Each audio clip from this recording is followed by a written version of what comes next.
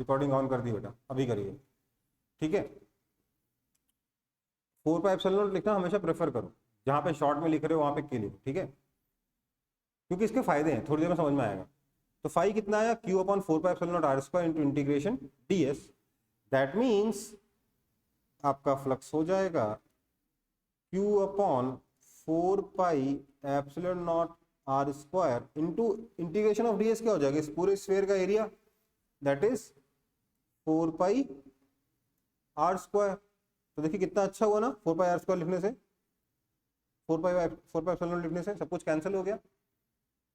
तो this means आपका flux कितना आया, क्यू बाय एप्सिलॉन नॉट, ठीक है बेटा।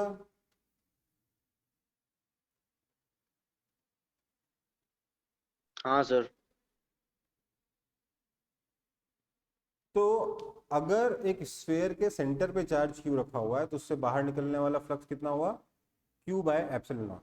This flux is directly proportional to charge, मतलब number of field lines going out of this surface will be directly proportional to charge, हाँ या ना।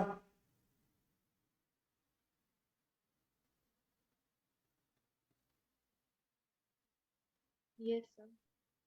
तो हम लोग जो ड्रॉ कर रहे थे number of electric field lines, तो डायरेक्टली प्रोपोर्शनल टू चार्ज क्यों होता, समझ में आ गया। हाँ सर। Yes sir. कॉपी करेंगे जल्दी जल्दी।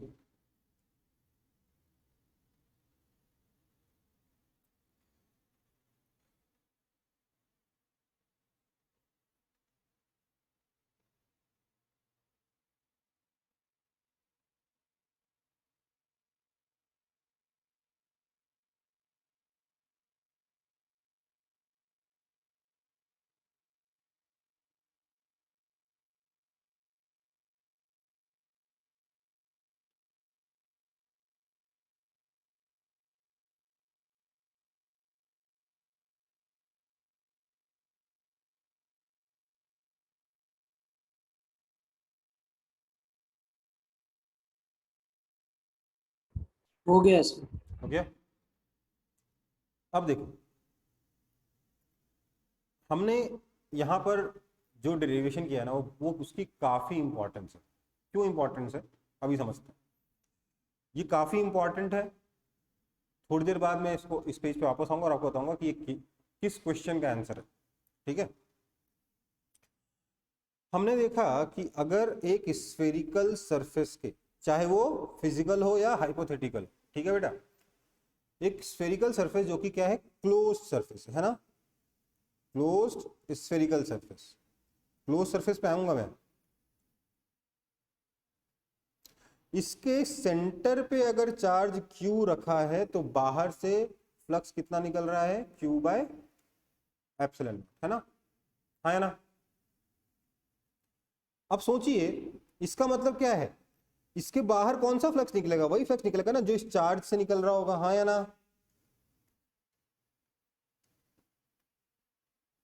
हाँ सर। तो इसलिए अगर मैं इस चार्ज को सेंटर से डिस्प्लेस करता हूं, मैं इस चार्ज को सेंटर की जगह यहां रख देता हूं, यहां पे मैंने क्या कंक्लूड किया कि इस स्फेरिकल सरफेस से चार्ज बाहर निकल रहा है क्यू बाय एप्सिलॉन, ठीक है। मतलब कि इस चार्ज से नंबर ऑफ फील्ड लाइंस बाहर कितनी निकल रही है, Q by epsilon not. Charge से कितना फ्लक्स बाहर निकल रहा है, क्यू बाय एप्सिलॉन नॉट, हाँ या ना। Yes sir. कहने वाला इस डायग्राम के हिसाब से लेट्स से ये 5 आता है, लेट्स से। तो क्योंकि इस स्फेयर से बाहर 5 लाइंस निकल रही हैं इसलिए चार्ज से 5 लाइंस जनरेट होंगी, हाँ या ना, बोलो। Yes sir. मतलब अगर मैं इस चार्ज को सेंटर से डिस्प्लेस करके यहां भी रख दूं तो इससे तो 5 ही लाइंस जनरेट होंगी। हाँ sir.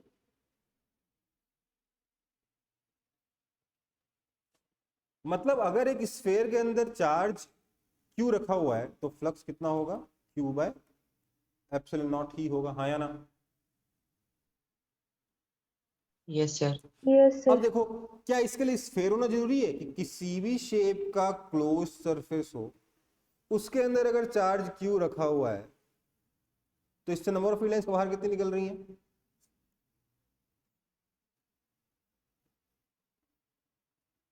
Q by epsilon not. हाँ या ना?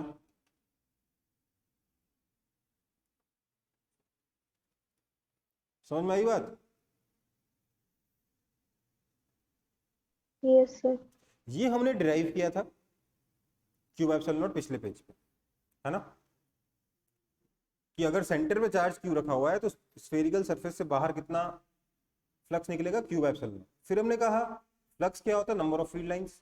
मतलब कि बाहर निकलने वाला फ्लक्स अगर क्यू बाय एप्सिलॉन नॉट है, मतलब इस चार्ज क्यू से जनरेट होने वाला फ्लक्स कितना है? Q by epsilon not, right.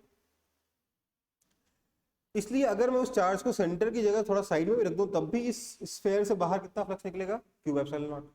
Sphere छोड़ो, स्फेयर की जगह कोई और शेप का भी क्लोज सरफेस होगा तो फ्लक्स बाहर कितना निकलेगा? Q by epsilon not. ठीक है बेटा, ये सब कॉपी नहीं करना है, थोड़ी देर में मैं आपको पूरा एक्सप्लेन कर दूंगा, लिखवा दूंगा। ये समझ में आ रहा है कि नहीं आ रहा? Yes, sir. हाँ सर। अब देखो, अब मैं कह रहा हूं कि अगर मैं उसी क्लोज सरफेस के अंदर दो चार्जेस रख दूं, Q1 और Q2, तो इससे कितनी लाइंस बाहर निकलेंगी? फ्लक्स कैसा होगा? फ्लक्स तो कुछ ऐसा होगा ना, इलेक्ट्रिक फील्ड लाइंस तो कुछ ऐसी होंगी 10 ना। लाइन निकलेगी।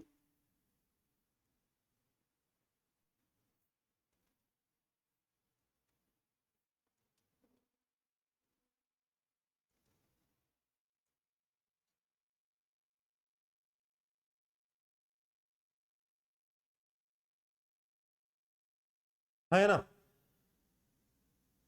कुछ ऐसा ही होगा ना।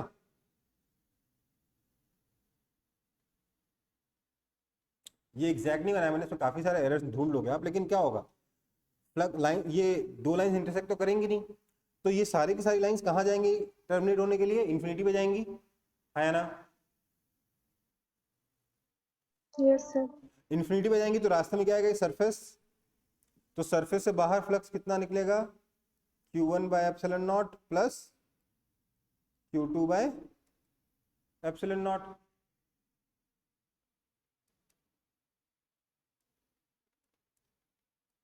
राइट। Yes, sir. अगर मैं यही सरफेस लूं और इसके बाहर एक चार्ज क्यू रख दूं तो फ्लक्स कितना आएगा इसमें से? देखते हैं। बाकी तो अपना है ही है। कितना फ्लक्स आएगा इसमें बताइए तो?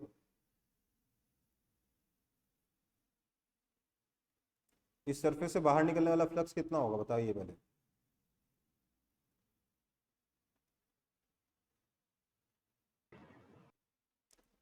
ये तो अंदर घुस गया नेगेटिव, ये अंदर घुस गया नेगेटिव, ये अंदर घुस गया नेगेटिव, ये बाहर आया पॉजिटिव, बाहर आया पॉजिटिव, बाहर आया पॉजिटिव। जितना जितनी लाइन अंदर घुसी उतनी लाइन से बाहर आई, हाँ या ना। हाँ सर। तो फ्लक्स कितना हो गया? जीरो हुआ कि नहीं हुआ? Zero. Five out is equal to five in, हाँ या ना। Yes, sir. ओके, आगे बढ़ते हैं फिर। अरे तो खत्म कैसे हो गया जल्दी? रुकिए सर। क्या कॉपी नहीं करना यार, इसको क्यों परेशान हो रहे हो?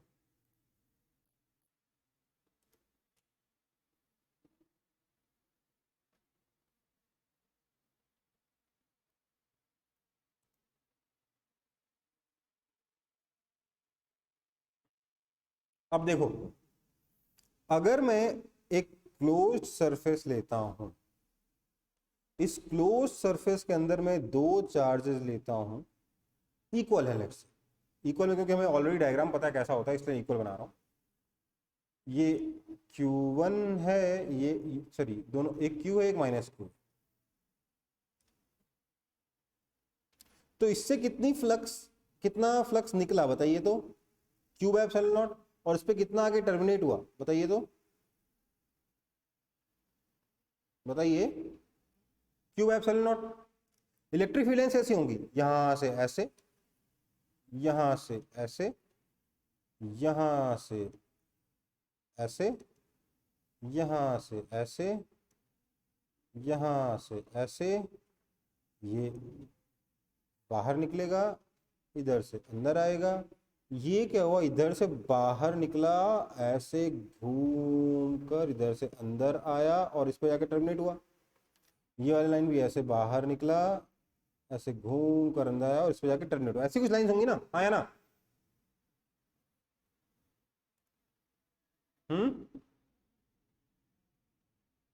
बोलो।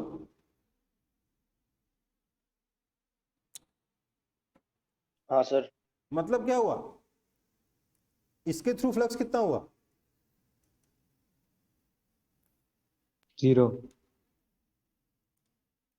जीरो आया, क्योंकि या तो लाइन क्रॉस ही नहीं कर रही, अगर क्रॉस कर रही है तो उसके बराबर लाइन अंदर भी आ जा रही है, बाहर निकलती है तो अंदर भी आती है, जो बाहर निकलती है वापस अंदर आती है। क्योंकि जितनी लाइंस बाहर निकल रही हैं यहां से, उतनी लाइंस यहां से इसके लिए अंदर आ रही है, तो नेट फ्लक्स कितना होगा? जीरो होगा कि नहीं? Yes, sir. Okay,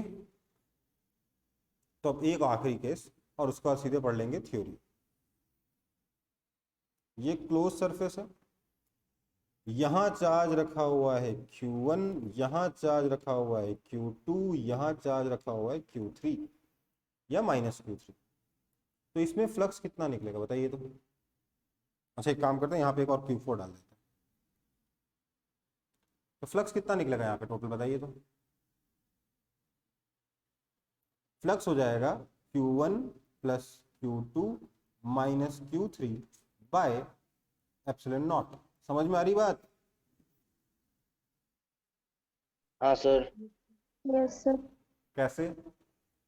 sir Q4 तो 0 हो जा रहा सर। Q4 की वजह से जीरो हुआ, और अंदर की वजह से क्या होगा, इससे Q1 में एप्सिलॉन नॉट निकला, इससे Q2 में एप्सिलॉन नॉट निकला, और इसमें आगे Q3 में एप्सिलॉन नॉट टर्मिनेट कर गया, है ना? तो बाहर कितना हाँ सर। निकला, इन तीनों की वजह से निकला बाहर। इसकी वजह से क्या होगा, जितना अंदर घुसेगा उतना ही बाहर निकल जाएगा।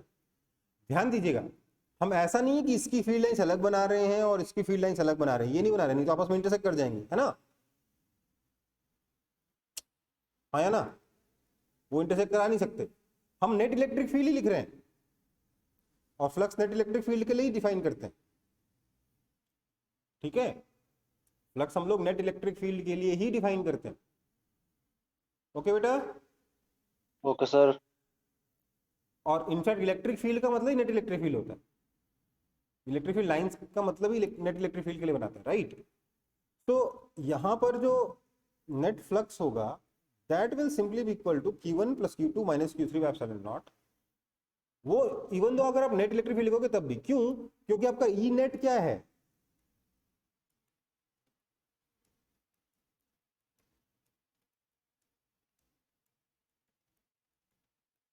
देयरफॉर, या ई वेक्टर जिसको हम ई नेट वेक्टर लिखते हैं, देयरफॉर ई वेक्टर डॉट ds वेक्टर क्या हो गया, E1 vector dot ds vector plus E2 vector dot ds vector and so on. आया ना? बोलो। इसका मतलब फ्लक्स क्या हो गया, आप अगर इंडिविजुअल चार्जेस का फ्लक्स जोड़ लोगे तब भी आपको आंसर मिल जाएगा, हाँ या ना? Yes, sir. मतलब आप अगर सिर्फ Q1 के बारे में सोचो और उसकी वजह से कितना फ्लक्स है ये सोच लो, सिर्फ Q2 के बारे में सोचो उसकी वजह से कितना फ्लक्स है ये सोच लो, सिर्फ Q3 के बारे में सोचो उसकी वजह से कितना फ्लक्स है ये सोच लो, और सिर्फ Q4 के बारे में सोचो उसकी वजह से कितना फ्लक्स है ये सोच लो, उन सबको जोड़ दोगे तो नेट फ्लक्स मिलेगा कि नहीं मिलेगा? क्योंकि नेट इलेक्ट्रिक फील्ड ऐसे ही मिल रहा है सुपरपोजिशन से, है ना?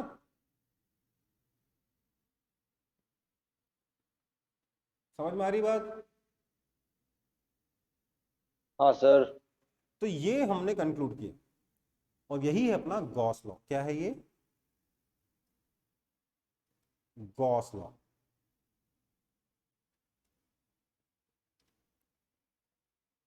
ठीक है बेटा, यही क्या है अपना गॉस लॉ है। ये क्या कहता है, पहले लिखते हैं स्टेटमेंट, फिर उस स्टेटमेंट को दोबारा से एक बार रिविजिट करेंगे, हालांकि मैं पूरा पहुंच चुका हूं वहां तक, और फिर भी एक बार दोबारा से रिविजिट करेंगे। तो गॉस लॉ कहता है सर कि if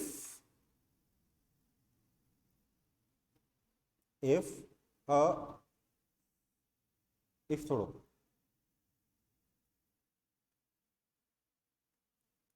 the net flux coming out of a closed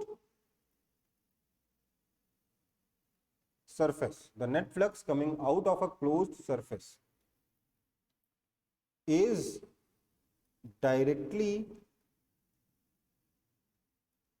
proportional to charge enclosed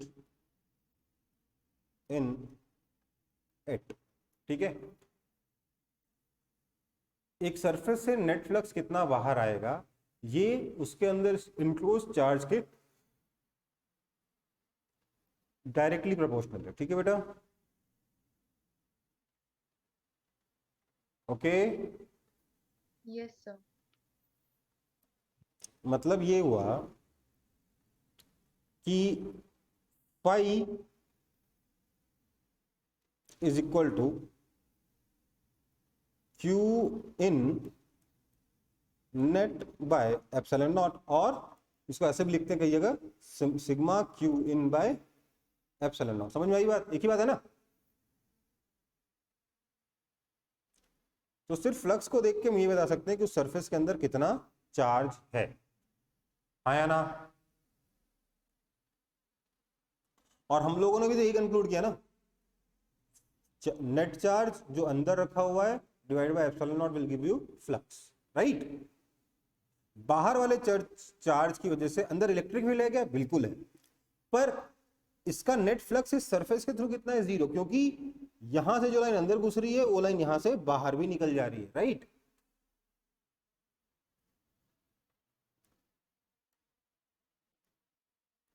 समझ में आई बात?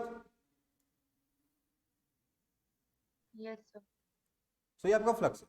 अब इसमें एक चीज समझनी होगी कि ये क्लोज्ड सरफेस क्या है। What do you mean by closed surface?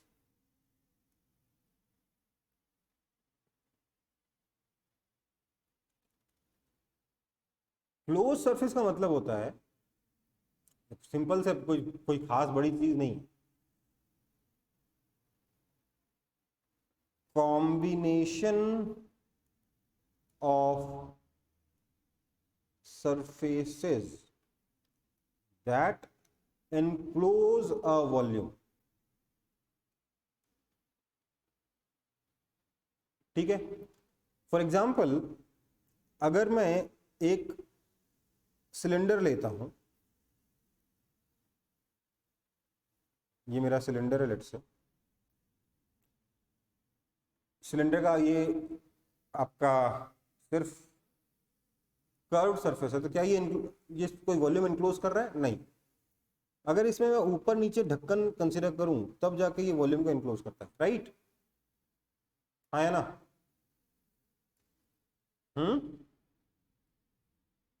हाँ सर। तो ये कर्व सरफेस प्लस ऊपर नीचे का प्लेन सरफेस, इनको जोड़ने के बाद जो सरफेस बनेगा, जो क्लोज सिलेंडर होगा, वो हमारा एक क्लोज सरफेस है। 3 सरफेसेस का कॉम्बिनेशन है, 2 प्लेन और एक कर्व, है ना। आप चाहो तो इसको इनफाइनाइट सरफेसेस का भी कॉम्बिनेशन कह सकते हो। तो combination of surfaces that enclose a volume. अब एनक्लोज अ वॉल्यूम का मतलब क्या है भाई? What do you mean by enclose a volume?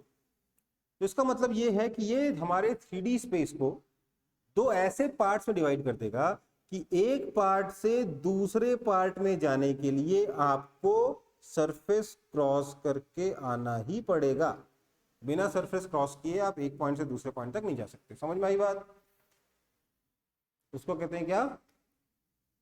तब हम कहते हैं कि हाँ भैया ये क्लोज सरफेस है, ये वॉल्यूम को इनक्लोज कर रहा है। ठीक है बेटा? Yes sir. Yes, sir. Okay, तो गॉसेस लॉ क्या है? Phi is equal to q in net by epsilon naught, that is summation q in by epsilon naught. ये आपका नेट फ्लक्स है, ठीक है। तो हम लोगों ने कूलम्स लॉ से, यहां कूलम्स लॉ से ये फॉर्मूला ड्राइव किया था कि नहीं? हाँ है ना। आप बोलोगे कूलम्स लॉ कहाँ लगाया, तो ये इलेक्ट्रिक फील्ड लिखा ना कूलम्स लॉ की वजह से। ये इलेक्ट्रिक फील्ड कहाँ से आया, कूलम्स लॉ से आया ना। हाँ सर। तो दिस इज डेरिवेशन ऑफ, अब जब डेरिवेशन कर रहे हो तो लॉ नहीं लिखना चाहिए, Gauss's theorem from Coulomb's law. हालांकि यहां पर गॉस लॉ डिराइव नहीं हुआ है। गॉस लॉ डिराइव करने के लिए ये हमारे पास सिर्फ फॉर्मूला आया, गॉस लॉ डिराइव करने के लिए हमें ये सारे आर्गुमेंट्स एक्स्ट्रा देने पड़े कि नहीं देने पड़े, कि चार्ज को डिस्प्लेस कर दोगे तब भी उतना ही फ्लक्स रहेगा, स्फेयर की जगह रैंडम सरफेस ले लोगे क्लोज तब भी उतना ही फ्लक्स रहेगा, आप दो चार्ज ले लोगे तब भी flux Q1 + Q2 epsilon not रहेगा, बाहर लोगे तो कोई फ्लक्स नहीं आएगा, है ना। हाँ है ना, बोलो। ये सारे आर्गुमेंट देने के बाद हम पहुंच रहे हैं ना आंसर तक। हाँ सर।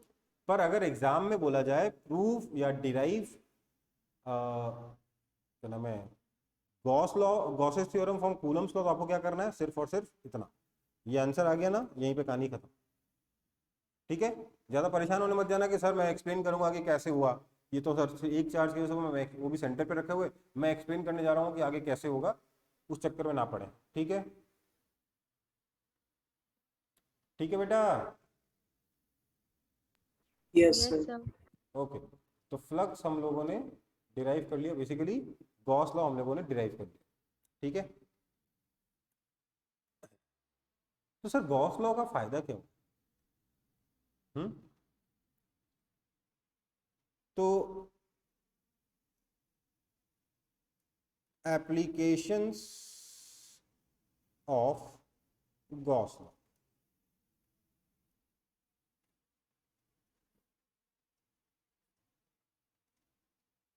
सबसे पहला तो हम ये है कि हम लोग खूब सारे डेरिवेशंस जो हम लोगों ने लंबे लंबे डेरिवेशन किए थे ना इलेक्ट्रिक फील्ड के, अब हम उनको चुटकियों में करेंगे गॉस लॉ का यूज करके। ठीक है, तो देखो सबसे पहले एक चीज बता देता हूँ, नोट करने की वाली बात है।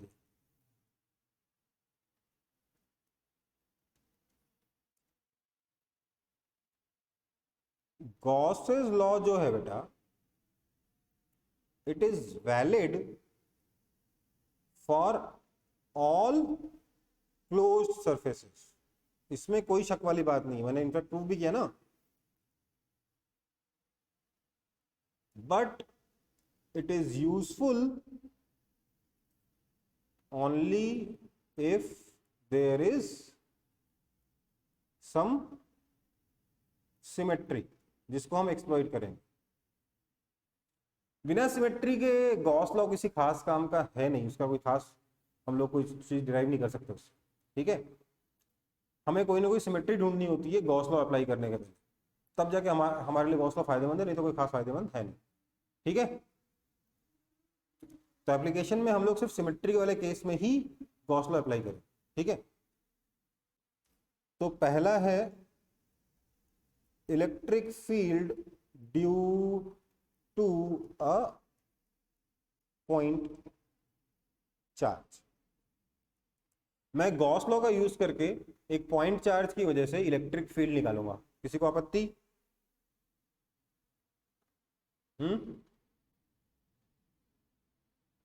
सर गॉस लॉ यूज करके। हाँ, ओके सर। अब ध्यान दीजिए, गॉस लॉ डिराइव कैसे किया? By using electric field due to a point charge, यही ना किया, है ना। Electric field due to point charge का यूज करते हुए ना गॉस लॉ डिराइव किया भाई, 1/4π0r² यूज किया था ना वहां पे। Yes, ये sir. देखो हाँ सर। Q/4π0r² यूज किया था, तो हाँ सर। उसी का यूज करते हुए गॉस लॉ डिराइव किया है। अब गॉस लॉ का यूज करते फिर से वही इलेक्ट्रिक फील्ड निकालूंगा। ठीक है, कैसे करेंगे? हम बोलेंगे, ध्यान दीजिए, हम बोलेंगे कि लेट से ये मेरे पास एक पॉइंट चार्ज है Q, और मुझे इससे स्मॉलर डिस्टेंस पर ये पॉइंट दे दिया गया है P, और कहा गया है कि electric field at point P निकाल के दिखाओ। ठीक है, ठीक है बेटा। अब देखो हम क्या बोलेंगे, हम बोलेंगे अगर मेरे को इस पॉइंट पी पे इलेक्ट्रिक फील्ड निकालना है तो मैं यहां पर ध्यान दीजिएगा एक गॉसियन सरफेस कंसीडर कर रहा हूं। सरफेस पहले से नहीं है, ये एक हाइपोथेटिकल सरफेस है जो मैं मान रहा हूं। समझ में आई बात? फिजिकल सरफेस होना जरूरी नहीं, पहले बोला था ना।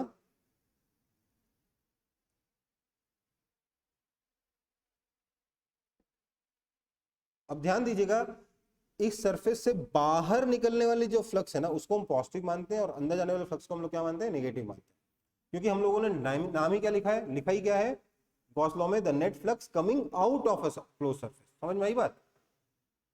मतलब बाहर निकलने वाले फ्लक्स को हम लोग क्या मानने वाले, पॉजिटिव मानने वाले। Okay, Yes, sir. जो फ्लक्स अंदर जाएगा उसको नेगेटिव मानने वाले। ठीक है, तो इस केस में तो अंदर जाएगा ही नहीं, फिर भी समझा रहा था कि मान लेते हैं ये मेरे पास एक गॉसियन सरफेस है, this is a Gaussian surface. Gaussian surface का मतलब क्या हुआ, ऑटोमेटिकली है कि क्लोज्ड है और हम यहाँ पे गॉस लॉ अप्लाई करने जा रहे हैं। अब इस गॉसियन सरफेस पे मैंने कोई जनरल, मैंने बोला लेट्स से इस पॉइंट पे इलेक्ट्रिक फील्ड ई है, तो बाय सिमेट्री हर एक पॉइंट पे पॉइंट आर ही डिस्टेंस पर इस चार्ज से, इसलिए इलेक्ट्रिक फील्ड कितना होगा, ई ही होगा, हाँ या ना। और इस पॉइंट पे लेट्स से एरिया है डी एस, ठीक है। तो यहां का फ्लक्स कितना हो जाएगा, फ्लक्स हो जाएगा d phi is equal to E d s. This implies phi is equal to integration E d s, क्योंकि दोनों का डायरेक्शन सेम है इसलिए मैंने E d s cos theta को ई डी एस लिख दिया, ठीक है। दिस इंप्लाइज फ्लक्स है कितना सर, फ्लक्स है Q by epsilon not is equal to E, क्योंकि ई हर जगह सेम है, ये ई इंटीग्रेशन के बाहर आ जाएगा, integration d s, that means q by epsilon not is equal to E into integration d s कितना हो जाएगा 4 पाई और स्क्वायर, विच मीन्स कि आपका जो इलेक्ट्रिक फील्ड आया that is equal to q upon 4 pi epsilon naught r square. हो गया कि नहीं हो गया डिराइव, एक पॉइंट चार्ज की वजह से इलेक्ट्रिक फील्ड।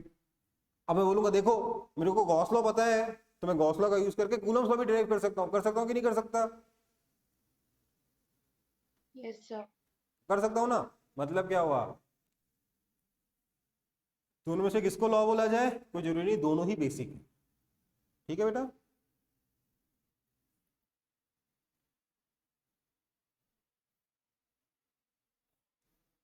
चलो आगे बढ़ूं।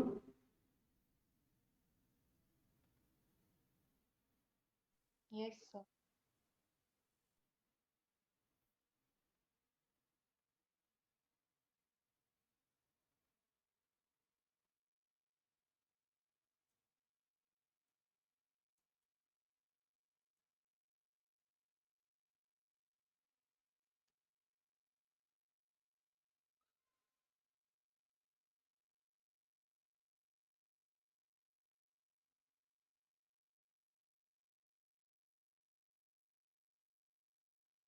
हो गया सर।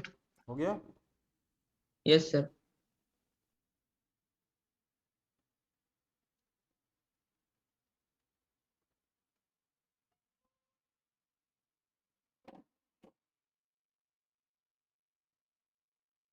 ठीक।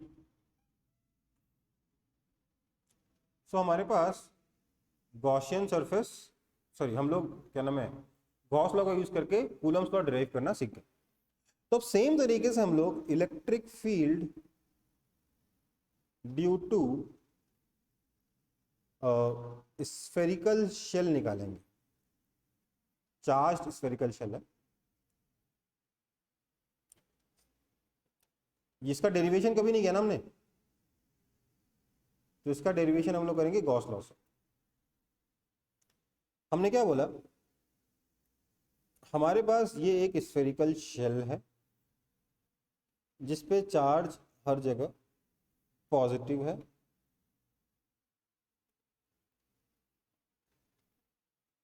Let's say total charge Q है, ठीक है। और हमें इसकी वजह से इलेक्ट्रिक फील्ड निकालना है। ये स्फेयर का सेंटर है। हमने बोला यार दो तरीके के पॉइंट्स हैं, एक बाहर और एक अंदर, है ना। मैंने इस पॉइंट को बोला ए, इस पॉइंट को मैंने नाम दे दिया लेट्स से बी। अब मैं क्या करूंगा, मैं ई इन निकालने के लिए बेसिकली निकालूंगा electric field at point A, है ना बेटा। अब मैं बोलूंगा कि मैं इस सेंटर के अबाउट एक सिमेट्रिकल सरफेस यहां कंसिडर करूंगा, क्योंकि इन सारे पॉइंट्स पे जो पॉइंट्स इस स्फेयर पे लाई कर रहे हैं, ध्यान दीजिए, जो पॉइंट्स इस स्फेयर पे लाई करेंगे उन सारे पॉइंट्स पे इलेक्ट्रिक फील्ड एक जैसा होगा कि नहीं होगा, डायरेक्शन अलग अलग होगा ऑब्वियसली, पर मैग्नीट्यूड सबका सेम होगा क्योंकि सिमेट्रिकल केस है, हाँ या ना।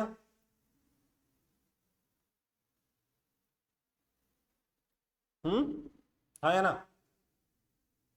Yes, sir. अब मैं इस स्फेयर पे एक छोटा सा एरिया कंसीडर करूंगा।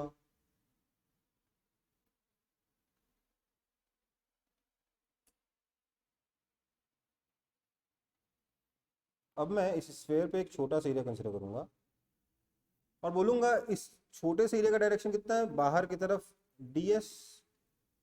यहां पर भी इलेक्ट्रिक फील्ड कितना होगा, E1 ही होगा, तो यहां पर d फाई कितना हो जाएगा, E1 ds।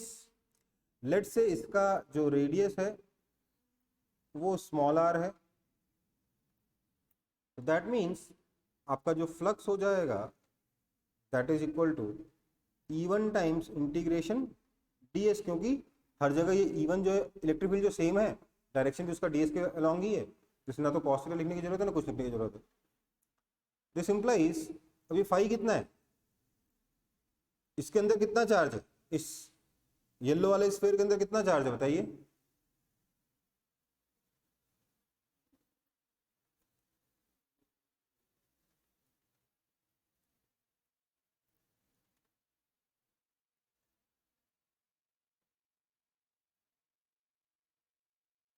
अंदर कितना इलेक्ट्रिक फील्ड है, जीरो है। ड्राइव हो गया कि नहीं हो गया,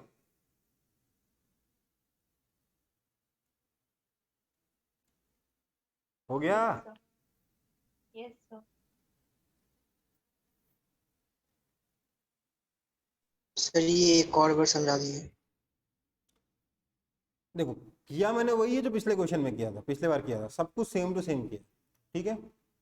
देख लो d phi is equal to E1 ds, phi is equal to E1 into integration ds, है कि नहीं है। बस फर्क क्या है, ये जो येलो वाला स्फीयर है इसके अंदर चार्ज कितना है, Q, तो फ्लक्स कितना हो जाएगा, Q epsilon naught by Gauss law, right, है ना। हाँ सर। लेकिन ये वाला जो येलो स्फीयर है सारा का सारा चार्ज तो इसके बाहर है, इसके अंदर तो कोई चार्ज है ही नहीं, तो फ्लक्स कितना हो जाएगा, जीरो, है ना। हाँ सर। बाकी सब कुछ सेम टू सेम है, बस अंदर का इलेक्ट्रिक फील्ड कितना आ गया, जीरो आ गया, ठीक है बेटा। अब बाहर का इलेक्ट्रिक फील्ड निकालने के लिए हम क्या करेंगे, बाहर का इलेक्ट्रिक फील्ड निकालने के लिए हम लोग कंसिडर करेंगे ये वाला स्फीयर जिसके सरफेस पर लाई करेगा बी।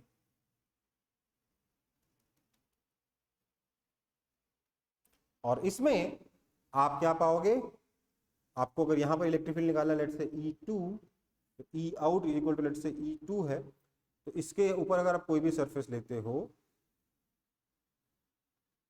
तो यहां से ds,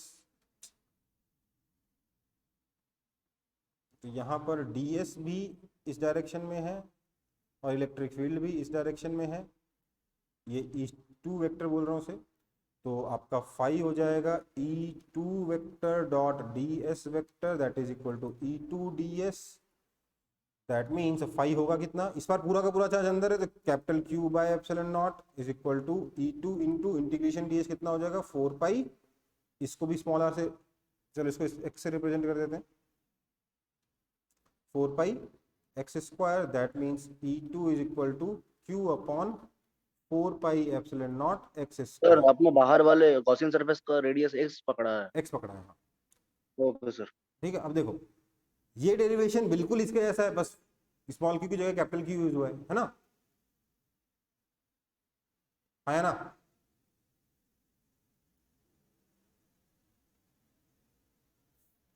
कोई दिक्कत,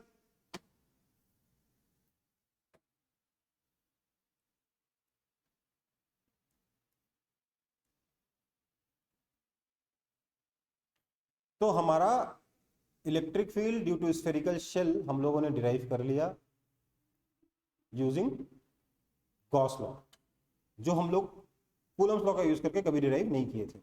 हालांकि उससे भी डेरिवेशन है इसका, पर उसमें मेरे को आधा पौना घंटा लग जाए। ओके बेटा, मुझे 10 मिनट लगेंगे, आपको समझाने में आधा घंटा लगेगा, तो 40 मिनट टोटल लग जाए। ये समझ में आया कि नहीं?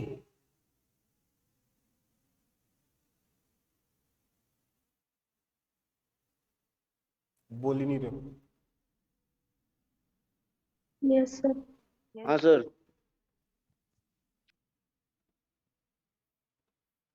ठीक है फिर।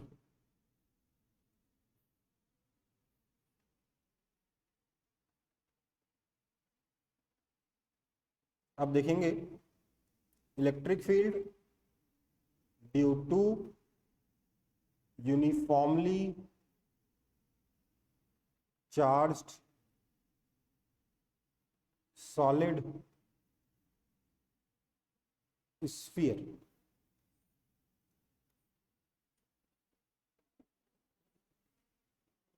इस बार चार्ज जो है यूनिफॉर्मली डिस्ट्रीब्यूटेड है। थोड़ा बड़ा बनाता हूं। सर इसके पिछले वाले में भी सर यूनिफॉर्मली डिस्ट्रीब्यूटेड था ना? हाँ, शेल पे यूनिफॉर्मली डिस्ट्रीब्यूटेड था, इस बार सॉलिड स्फीयर में यूनिफॉर्मली डिस्ट्रीब्यूटेड। ठीक है, देखो डेरिवेशन तो मैं सिर्फ यूनिफॉर्मली डिस्ट्रीब्यूशन का ही कर पा रहा हूँ क्योंकि मेरे को सिमेट्री चाहिए, है ना। हाँ सर।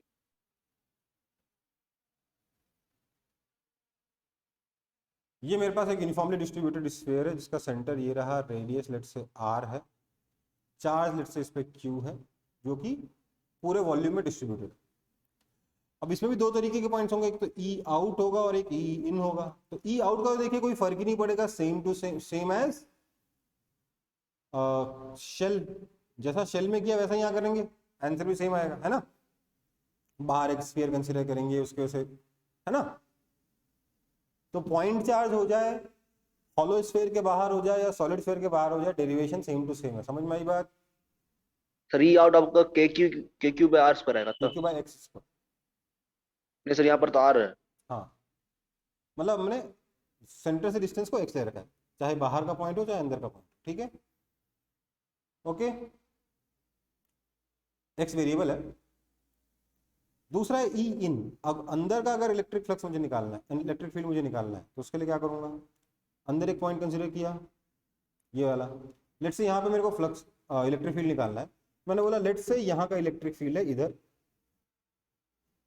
E vector. अब मैं एक स्फीयर कंसीडर करूंगा,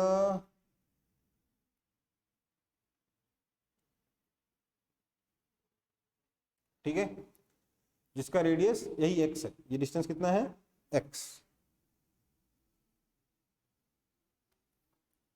मैंने क्या किया, इस सरफेस पे कोई भी एक एरिया ले लिया। ये एरिया किधर होगा? तो सर ये एरिया बिल्कुल रेडियली आउटवर्ड होगा, ds वेक्टर होगा सर। और इस पॉइंट पे इलेक्ट्रिक फील्ड भी इसी डायरेक्शन में आएगा बाय सिमेट्री।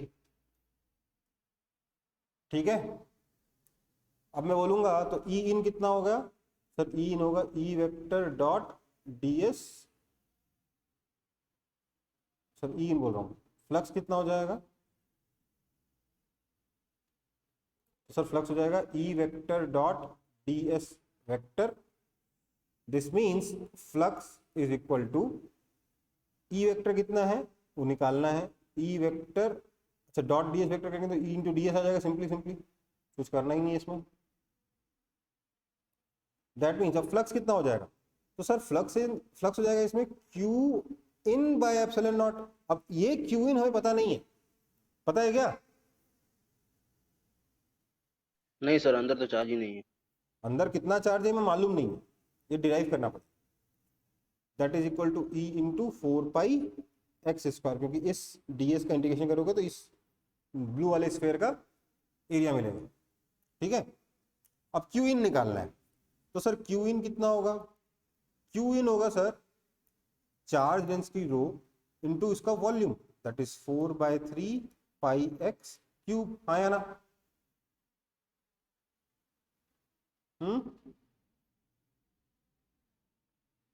Yes, sir. सो ये वैल्यू अगर मैं यहाँ सब्स्टिट्यूट कर दूं तो मुझे क्या मिलेगा? This means rho into 4/3 pi x³ by epsilon not is equal to 4 pi x² into e. 4 pi ने 4 पाई को मार दिया, x² ने 2x मार दिए, तो क्या बचा? That means electric field is equal to rho x by 3 epsilon naught. Derive हो गया कि नहीं होगा इलेक्ट्रिक फील्ड तुरंत? है ना?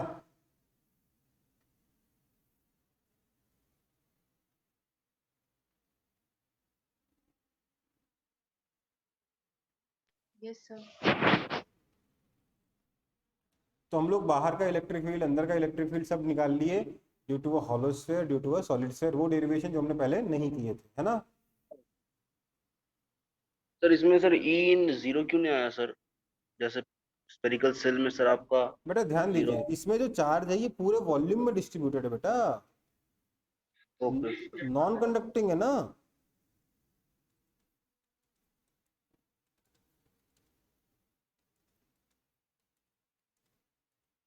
समझ में आई बात?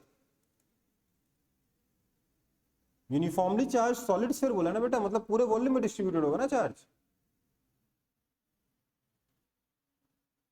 हाँ सर। चलो आगे बढ़े।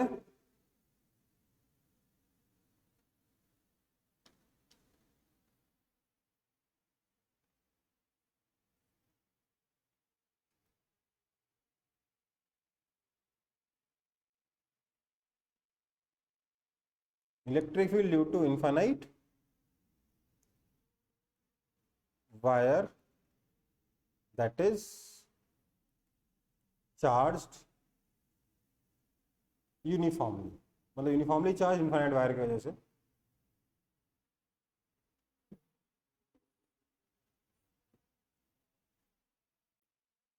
इसको डिराइव किया था हम लोगों ने, अच्छी खासी मेहनत हुई थी। एलिमेंट काटा था, इलेक्ट्रिक फील्ड लिखा था, उसका कंपोनेंट किया था, बोला था एक कंपोनेंट कैंसिल हो जाएगा, दूसरे कंपोनेंट को इंटीग्रेट किया था, याद है कि भूल गए? हाँ सर। याद है? अब उसकी वजह से देखो इलेक्ट्रिक फील्ड कैसे निकलेगा।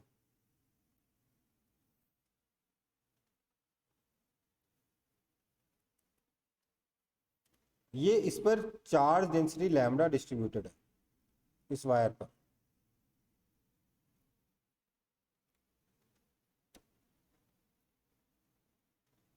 ठीक है,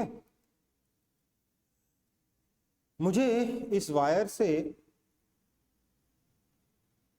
स्मॉलर डिस्टेंस पर ये वाला जो पॉइंट है, पॉइंट P, मुझे इस पॉइंट P पर इलेक्ट्रिक फील्ड लिखना है। ये मेरा क्वेश्चन, ठीक है? तो क्या करेंगे हम लोग? देखिए हमारा टारगेट क्या है, अभी तक हम क्या करते हैं, हर केस में हम लोग एक ऐसा गॉसियन सरफेस सिलेक्ट कर रहे हैं जो उस पॉइंट से पास हो जाए, इलेक्ट्रिक फील्ड निकालना है, और सिमेट्रिकल, मतलब हम एक सिमेट्रिकल सरफेस चाहते हैं, सिमेट्रिकल सरफेस उस चार्ज के अराउंड जो कि इस पॉइंट P से पास हो, तब जाके हम लोग गॉस लॉ लगा पाते हैं, है ना बेटा? तो कोई ऐसा सरफेस आप बता सकते हैं जो कि इस पॉइंट P के अबाउट, हाँ P से पास हो और इस चार्ज के अबाउट सिमेट्रिकल हो? सिलेंड्रिकल। सिलेंडर होगा, वेरी गुड।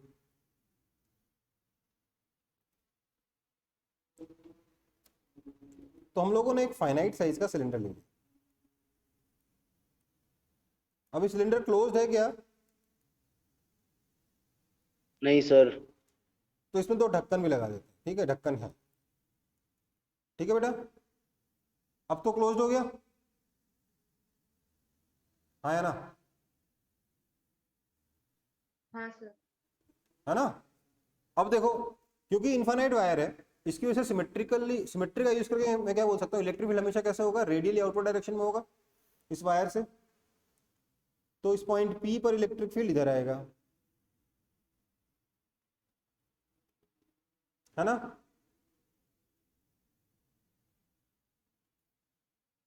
सिर्फ मैग्नीट्यूड लिखता हूं, E है, ठीक है? यहां पर इलेक्ट्रिक फील्ड किधर आएगा? ऊपर वाले सरफेस पे,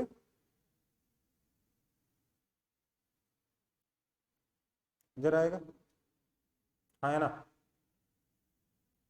यहाँ पर किधर आएगा, लेफ्ट में आएगा, यहाँ पर ऐसे आएगा, यहाँ पर ऐसे आएगा, यहाँ पर ऐसे आएगा, यहाँ पर ऐसे आएगा, हाँ या ना, बताओ। Yes sir. Yes sir. Okay, तो मैंने बोला लेट्स, ये जो क्लोज सरफेस है मैं इसके 3 टुकड़े करता हूं, सरफेस 1, सरफेस 2 एंड सरफेस 3, ठीक है। अब मैं क्या बोलूंगा,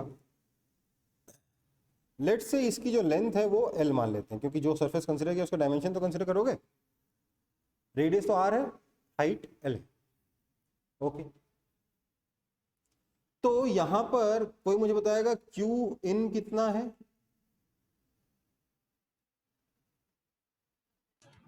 sir lambda into L. Lambda into L. क्यों, अगर इस सिलेंडर की लेंथ L है तो ये L लेंथ का वायर इस सिलेंडर के अंदर होगा, हाँ या ना। जो वायर इस सिलेंडर के अंदर है वो कितना है, L लेंथ है ना। वायर का कितना लेंथ सिलेंडर के अंदर है, ऐसे बोलना चाहिए, वायर का कितना लेंथ सिलेंडर के अंदर है, L लेंथ अंदर है, और उस पर चार्ज डेंसिटी लैम्डा, इसलिए Q इन कितना हो गया, लैम्डा इंटू एल। किसी को आपत्ति होनी तो नहीं चाहिए। No sir. चलो, अब मैं क्या करूंगा, अब मैं इस सिलेंडर पे एक सरफेस कंसीडर करूंगा, कुछ ऐसा।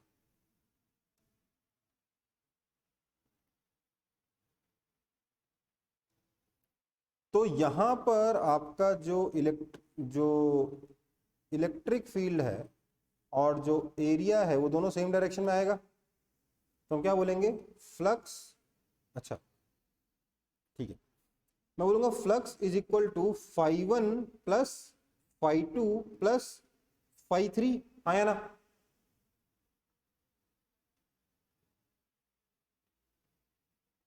ऊपर वाले सरफेस S1 Yes, से sir. फ्लक्स प्लस S2 से फ्लक्स प्लस S3 से फ्लक्स, राइट।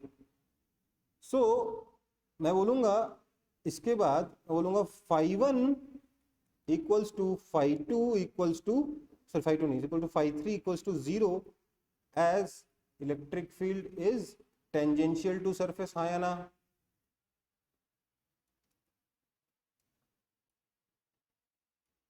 हाँ या ना, बोलो।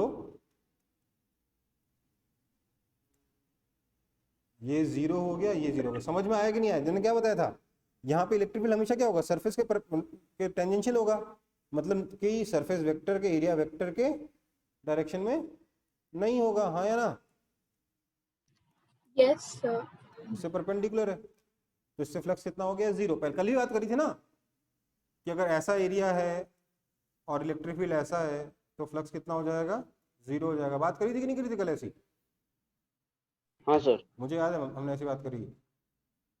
तो हमारे पास क्या हो गया, as electric field tangential to surface, यहाँ पे फ्लक्स φ1 और φ3 हो गया 0, बचा φ2। तो this implies φ is equal to φ2, that is equal to integration of E vector dot d S2 vector, इसको S2 DS2 वेक्टर कह देते हैं, है ना, right. that means phi is equal to integration of E ds2, okay।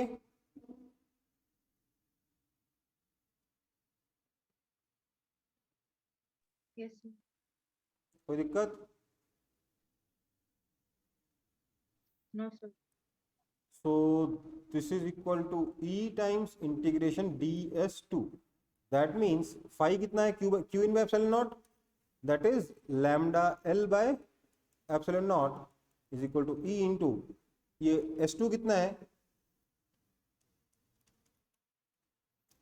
2 pi r L। तो आ गया कि नहीं आ गया, देखो देखो जरा, यहां लिख रहा हूं, दिस इंप्लाइज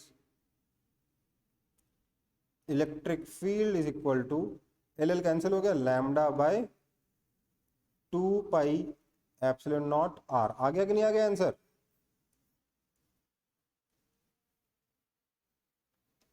डिराइव हुआ?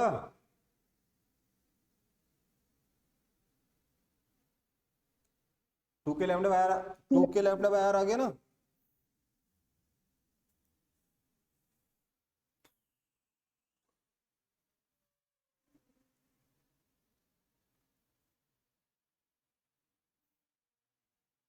अब आप बोल सकते हो सर इस इनफाइनाइट वायर के इलेक्ट्रिक फील्ड का हमें करना क्या? ये तो हमने नॉर्मल तरीके से भी डिराइव कर लिया था। देखो इसकी जो प्रेजेंटेशन है ना, वो आप एक बुक से देखेंगे और वही वाली प्रेजेंटेशन यूज करेंगे। मैं आपको समझाते समझाते प्रेजेंटेशन पे ध्यान नहीं दे पाया कि कैसे कैसे लिखते हैं, उस पर ध्यान नहीं दे पाया। मैंने डायरेक्टली 5n = 5 3 = 0 लिखा दिया, क्योंकि उसके लिए भी कुछ कुछ करना होता है, लिखते कैसे उसका तरीका होता है। तो एक बार बुक से देखकर ये डेरिवेशन कैसे करते हैं उसी तरीके से आप एग्जाम वगैरह में लिख के आओगे, ठीक है बेटा? क्योंकि ये क्वेश्चन एग्जाम में आएगा।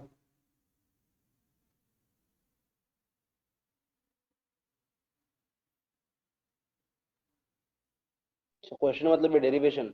डेरिवेशन, हाँ, अरे एक ही बात है ना। आप डेरिवेशन, आप क्वेश्चन, आप डेरिवेशन बोलते हो, मैं सबको क्वेश्चन बोलता हूँ, सारे derivation question.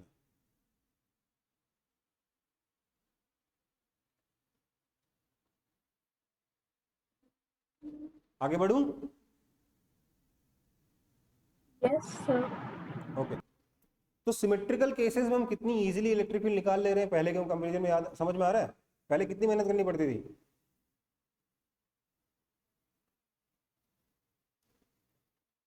Electric field due to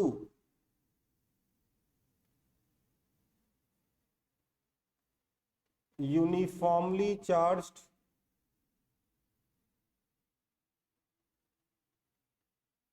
infinite cylindrical shell।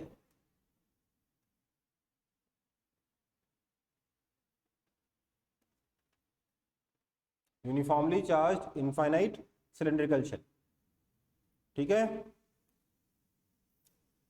तो अगर मेरे पास कभी भी uniformly charge infinite cylindrical shell हुआ, उसकी वजह से अगर मेरे को इलेक्ट्रिक फील्ड चाहिए होगा, तो दो तरीके के पॉइंट्स होंगे। कौन कौन से? बाहर और अंदर।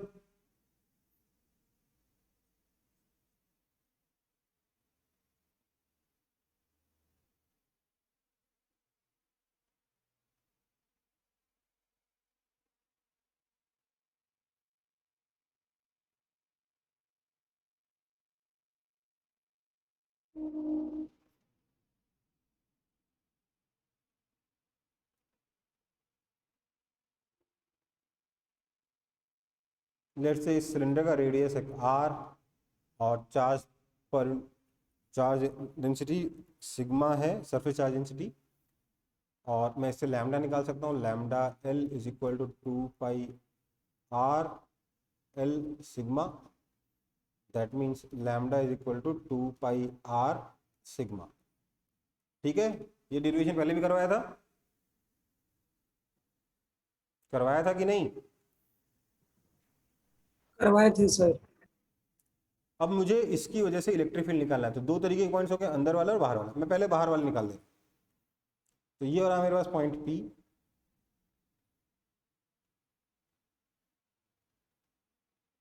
जो कि आउटसाइड पॉइंट है।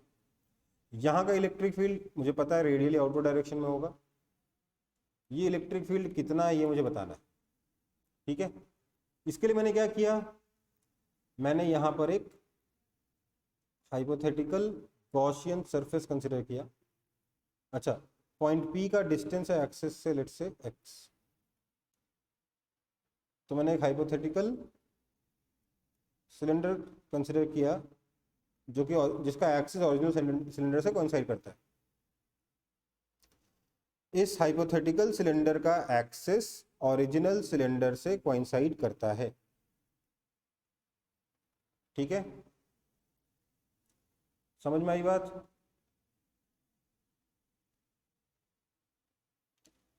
तो हम क्या बोलेंगे, फिर से इस सिलेंडर के कितने सरफेसेस हैं? सर 3 सरफेसेस हैं, S1, S2 and S3। Now let's say sir कि S1 जो सरफेस है वहां पर इलेक्ट्रिक फील्ड E1 वेक्टर है, S2 पे electric field let's say E2 vector है किसी भी जगह पे, और S3 पे लेट्स से E3 वेक्टर। तो फाई जो होगा that will be equal to φ1 plus φ2 plus φ3, that is equal to integration of E1 vector dot ds1 vector plus integration of E2 vector dot ds2 vector plus integration of E3 vector dot ds3 vector, हाँ या ना। Now because electric field E1 आपका ds1 के perpendicular होगा, इसलिए इनका dot product क्या आ जाएगा, 0 आ जाएगा। 0 plus integration of E2 vector dot ds vector plus 0, क्योंकि E3 वेक्टर भी ds3 के परपेंडिकुलर हो जाएगा, हाँ या ना। बोलो।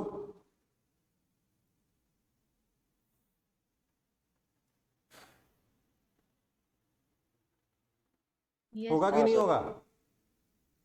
yes, sir.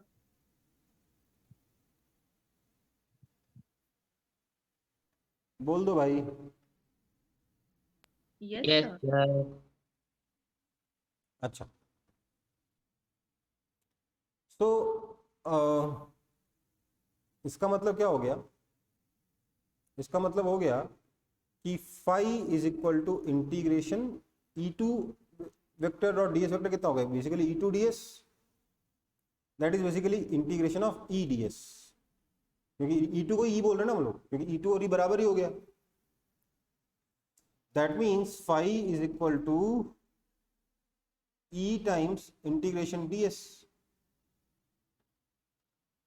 That is equal to E into S कितना है 2 पाई x इंटू, अच्छा S2 होगा ना, 2 pi x into L, that means lambda L by epsilon not is equal to E into 2 pi x L, L मर गया, आपका answer फिर से आ गया lambda upon 2 pi epsilon naught x। कितना है electric field, lambda by 2 pi epsilon naught x। समझ में आई बात, हाँ या ना।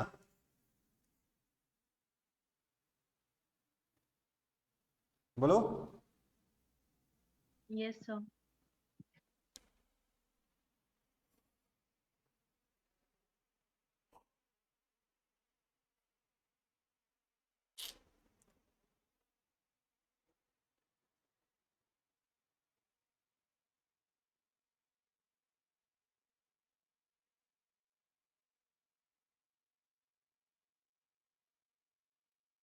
देखो डेरिवेशन सेम टू सेम पिछला वाला ही है, बस डायग्राम बड़ा है, सारा का सारा डेरिवेशन सेम टू सेम है ना।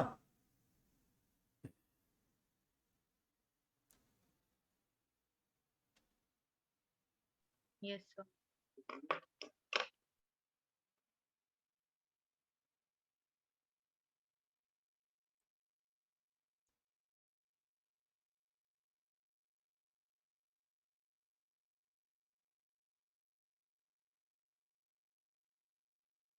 आगे बढ़ूं,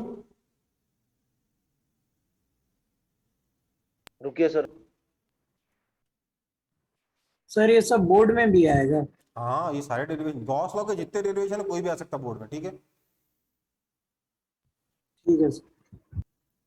यार एक बात बोलूं, टेक अ ब्रेक, ब्रेक का मतलब कभी कहीं जाना नहीं है, I am giving you 5 minutes, ठीक है, या चलो 5 मिनट दे रहा हूँ। 5 मिनट में आप लोग एक काम करो, ये कॉपी करने के बाद अपने से पिछला वाला ट्राई करो, तब चमकेगा। यार कुछ करना नहीं, कुछ ज्यादा ही लल्लू, सिर्फ लिखना पड़ता है, ठीक है। बहुत ज्यादा लल्लू है डेरिवेशन, आपको आप बस एक ही चीज को बार बार लिखे जा रहे हो, लिखे जा रहे हो, बस लिखना दिखा रहे हो, करना कुछ नहीं है, ठीक है। एक बार खुद से ट्राई करो 5 मिनट के लिए, तो समझ में आए। अभी मुझे लग रहा है कि आप लोग थोड़ा मैं आपको इजी बोल रहा हूँ और आप लोगों को थोड़ा लग रहा है कि क्या चल रहा है, सिर्फ लिखा हुआ बहुत है आपकी स्क्रीन पे इसलिए ऐसा लग रहा है। एक बार खुद से ट्राई करेंगे ना पूरा क्लियर हो जाएगा, ठीक है।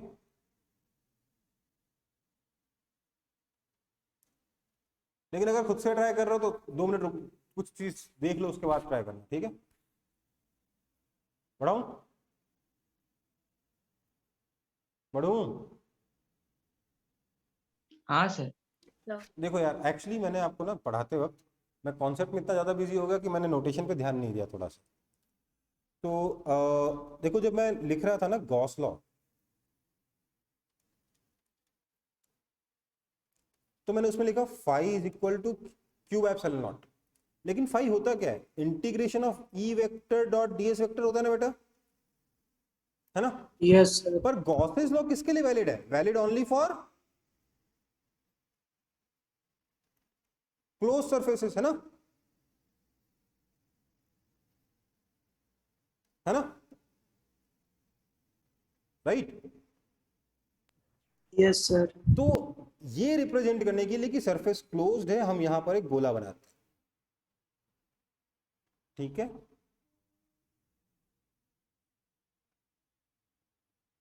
ठीक है बेटा, यस सर।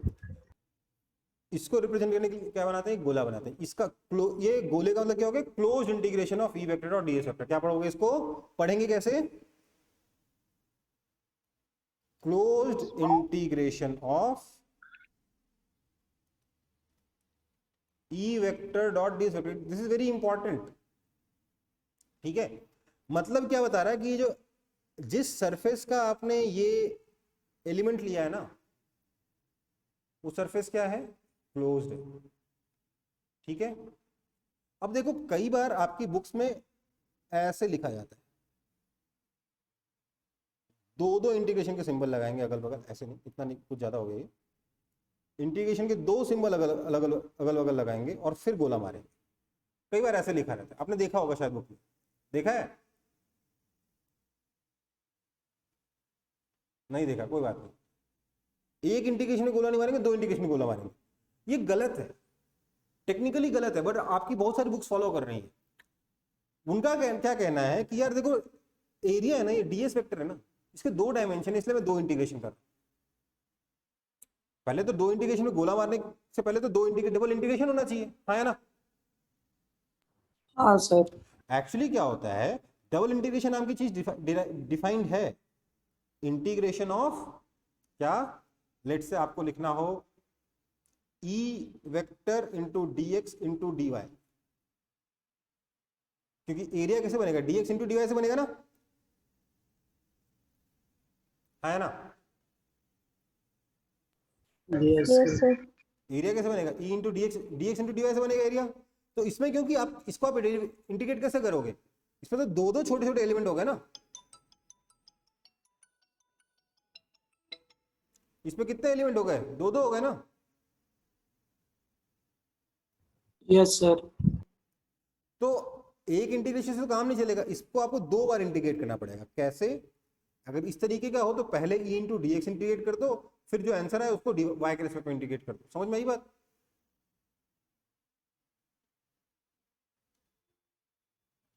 समझ में आया? तो, Yes, sir. तो इसके लिए डबल इंटीग्रेशन यूज होता है। पर यहां पर आपका जो नोटेशन है उसमें 2 इंटीग्रेशन dx इंटू dy नहीं दिया गया है, ds वेक्टर दिया गया है, हाँ या ना? तो यहां पे डबल इंटीग्रेशन यूज नहीं होना चाहिए। होगा क्या?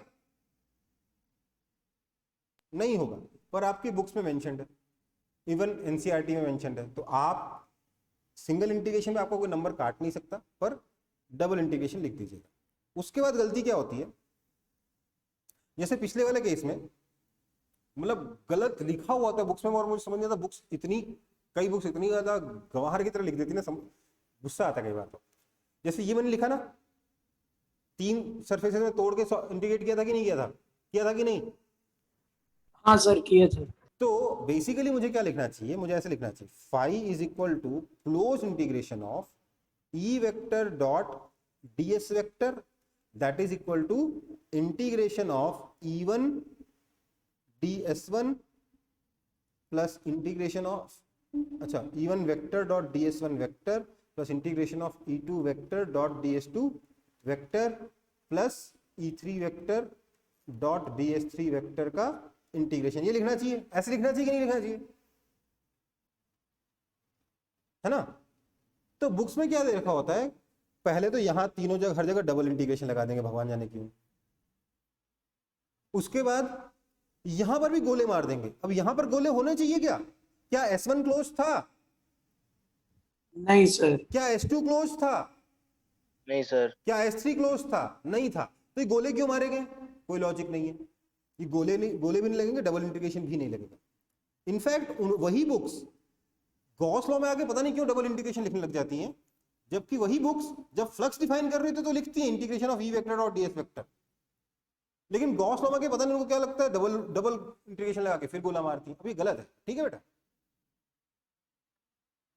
Okay, so yes. मैं आपको ये क्यों बता रहा हूं कि बुक्स को देखकर बुक के नोटेशन फॉलो कर लो, पर ये कंफ्यूज मत होना कि सर ने ये बताया था, बुक्स में ये लिखा हुआ है, यार समझ नहीं आ रहा क्या फॉलो करें क्या फॉलो नहीं करें।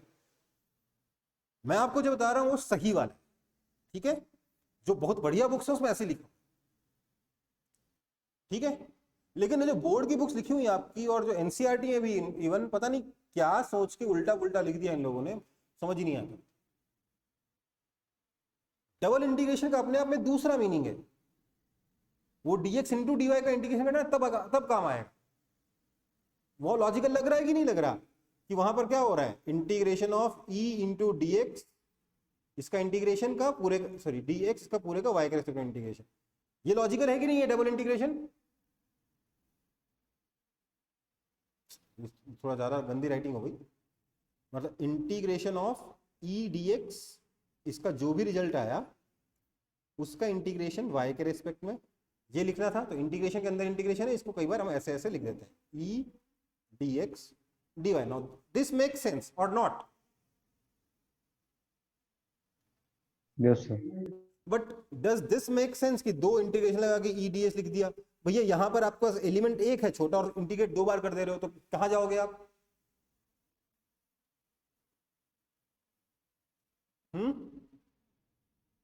This doesn't make any sense, but book में लिखा रहता क्या कर सकते हैं। उसके बाद जो सरफेस क्लोज नहीं उस पर क्लोज मार देते हैं, भगवान जाने क्या कर रहे होते हैं। तो अपन को वो सब आपको पता होना चाहिए कि वो गलत है, बट क्योंकि आपकी एक बार एनसीईआरटी की बुक देख लीजिएगा कहाँ कहाँ कैसे कैसे यूज किया हुआ है। अपना कोई भी जो रेफरेंस बुक आपको मैंने ऐसे थोड़ा बताया था ना, उसका भी देख लीजिएगा। उसको फॉलो करने में बोर्ड में नंबर कटेंगे नहीं, बाकी एग्जाम्स तो आपके ऑब्जेक्टिव है तो कोई चिंता वाली बात है नहीं। सही क्या है आपको पता होना चाहिए, ठीक है बेटा? Yes sir. अब आपके, अब एक बार आप खुद से डिराइव करिए तो इनफाइनाइट वायर की वजह से इलेक्ट्रिक फील्ड, 5 मिनट दे रहा हूँ, खुद से लिखकर डिराइव करिए। बता रहा हूँ बहुत आसान है, जितना आपको डिफिकल्ट लग रहा है उसके आसपास भी नहीं है ये, ठीक है?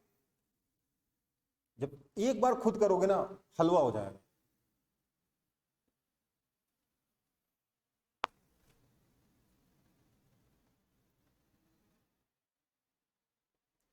पाँच 20 तक का टाइम दे रहा हूँ।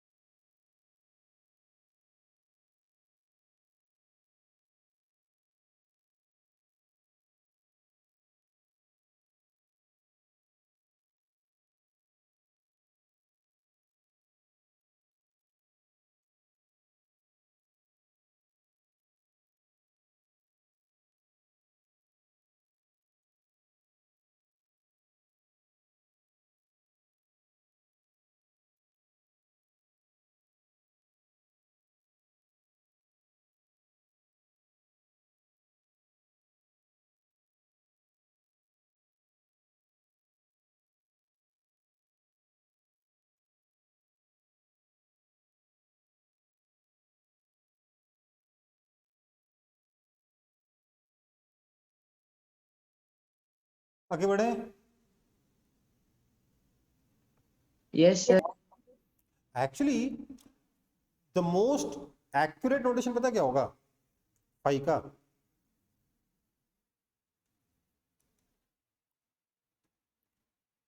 क्लोज इंटीग्रेशन ऑफ एरिया लिख दो ऐसे ही, ds into E vector dot n cap.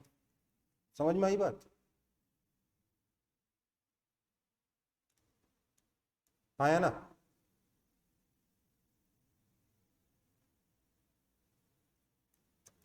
हाँ, डबल इंटीग्रेशन एक्सेप्टेड नोटेशन है, गलत नहीं लिख रहा हूं मैं पहले थोड़ा सा एक्साइटमेंट बोल दिया कि गलत लिख रहे हैं वो लोग, गलत नहीं लिख रहे हैं, एक्सेप्टेड है, ठीक है। पर वो एक्यूरेट तब होगा अगर वहां पर ये लगाने के बाद ई vector dot d s vector लिखने की जगह डी स्क्वायर एस वेक्टर लिखा जाए, तब ना डबल इंटीग्रेशन का मतलब है। नहीं तो जो मैं बता रहा हूँ वो एकदम एक्यूरेट है, ठीक है बेटा। आगे बढ़ते हैं फिर।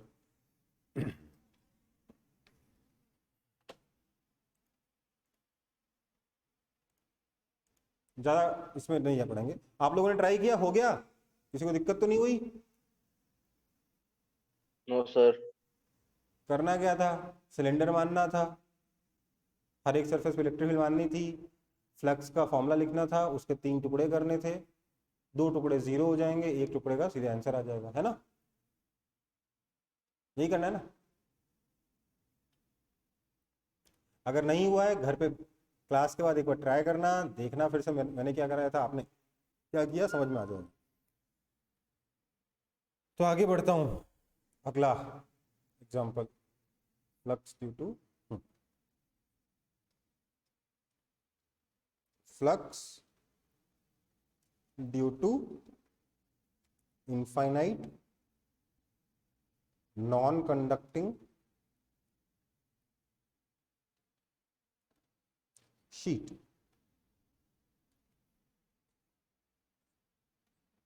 मेरे पास ये एक इनफाइनाइट शीट है नॉन कंडक्टिंग, मैं इसका साइड व्यू दिखा रहा हूँ। क्या दिखा रहा हूँ? दिस इज साइड व्यू, जिसमें आपको सिर्फ थिकनेस दिख रही है उसकी। ओके बेटा,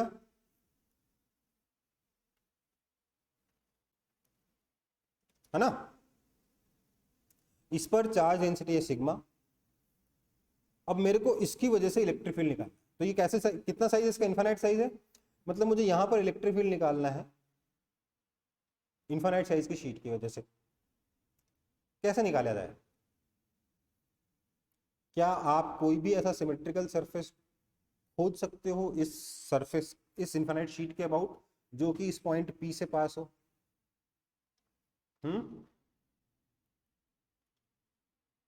गॉसियन सरफेस खोज सकते हो आप कुछ सिमेट्रिकल गॉसियन सरफेस? ये थोड़ा चैलेंजिंग है। Cylindrical. हाँ, Cylindrical.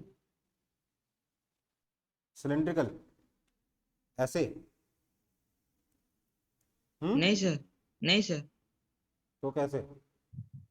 सर उसको साइड व्यू करके, सिलेंडर को साइड व्यू करके। तो सिलेंडर को मोड़ दो ऐसे,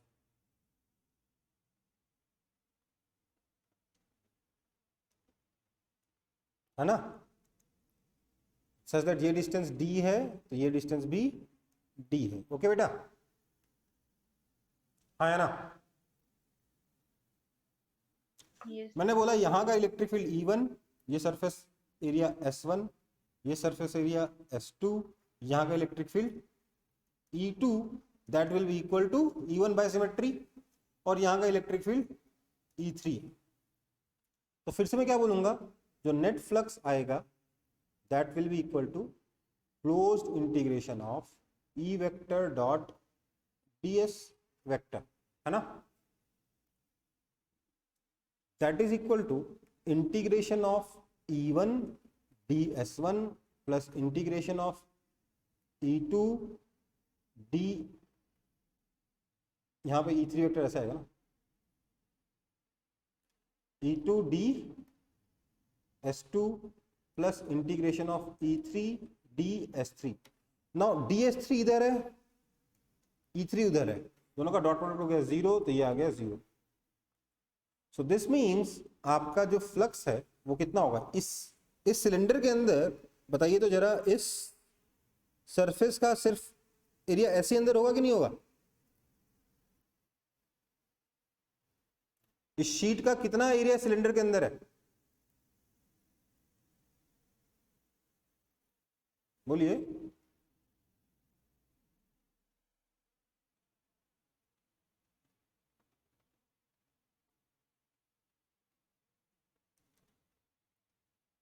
हम्म,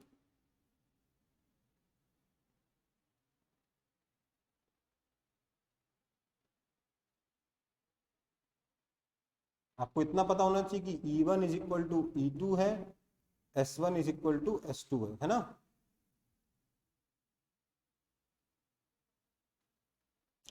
भाई एक बात बताओ, एक शीट है, उसमें ऐसे सिलेंडर घुसा दिया, तो कितना एरिया काट के निकालेगा शीट का?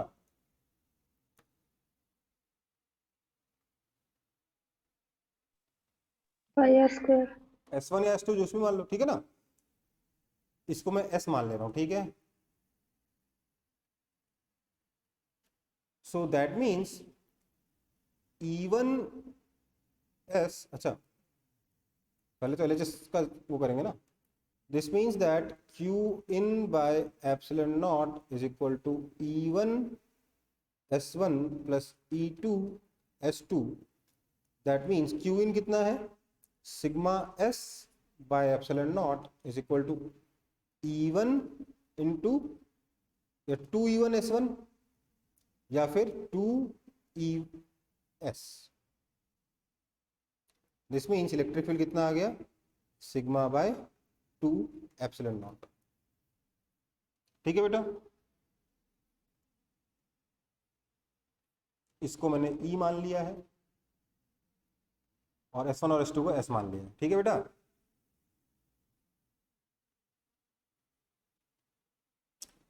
Yes, sir. कुछ करना नहीं है, क्या लिखना है? देखो E1 E2 बराबर है, उसको E मान लिया, तो ES प्लस ES प्लस 0, तो कितना हो गया? 2ES is equal to sigma S charge by epsilon naught. यही तो लिखा है।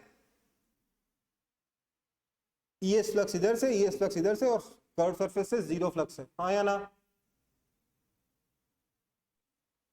E1 E2 अलग अलग लेंगे, क्या? वो डायरेक्टली E नहीं लिख सकते। E1 और E2 की जगह देखो यार, डायरेक्टली एक्चुअली आपको वेक्टर लिखना पड़ेगा ना, E2 वेक्टर E1 वेक्टर लिखना पड़ेगा ना। तो E1 vector dot DS1 vector करोगे, E2 vector dot DS2 vector करोगे, राइट? ऐसे लिखना होगा ना।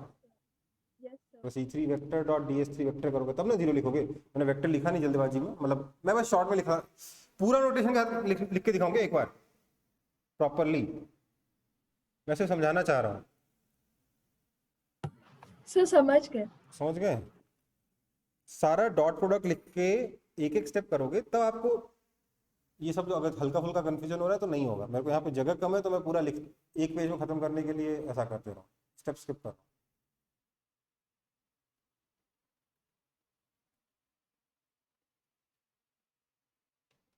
आगे बढ़ूं? Sir wait.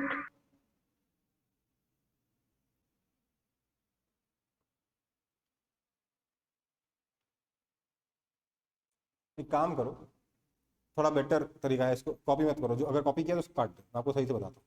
ठीक है, उसके बाद आपको कोई कंफ्यूजन नहीं होगा। मुझे दिख रहा है कि हल्का हल्का आप लोग कंफ्यूज हो जा रहे हो, लिखेंगे कैसे और ये सब सोच रहे हो ज़्यादा। ठीक है, मैं आपको प्रॉपरली कैसे लिखते हैं वो बताता हूँ, और उसमें शायद आसान भी पड़ जाए। देखो, सबसे पहले तो मैं ये लिख दे रहा हूँ, E1 is equal to E2 is equal to E, let's say. ठीक है, दूसरा S1 और S2 तो बराबर ही है, ये S, let's say.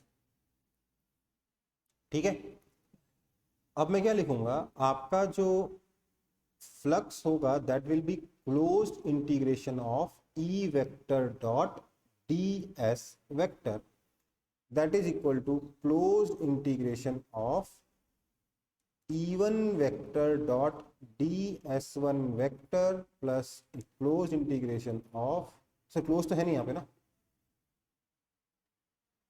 Plus integration of e2 vector dot ds2 vector plus integration of e3 vector dot ds3 vector. Now this is 0, so this is equal to e1 vector और ds1 vector. मतलब यहाँ पे e1 क्योंकि uniform में बाहर आ गया, e1 integration of ds1 plus e2 times integration of ds2.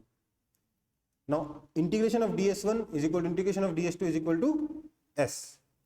So that is equal to e1 plus e2 times s, that is equal to 2es. ठीक है, और फ्लक्स कितना है?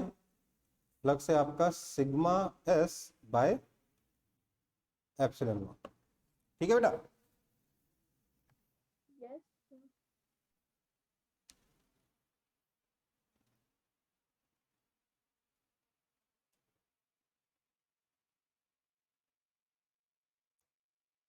तो ये आपका flux through infinite non conducting sheet होगी. और किसका फ्लक्स निकालना है? सॉरी फ्लक्स बोल रहे थे, इलेक्ट्रिक फील्ड निकाला था ना अपन ने. सॉरी, यहाँ क्या था? Electric field due to.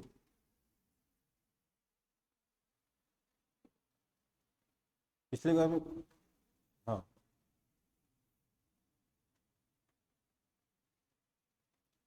Clear है सब कुछ कि नहीं क्लियर है अभी तक? हाँ सर. ठीक है बेटा. सर शीट नॉन कंडक्टिंग होगा तो थिक और थिन के लिए सेम आएगा.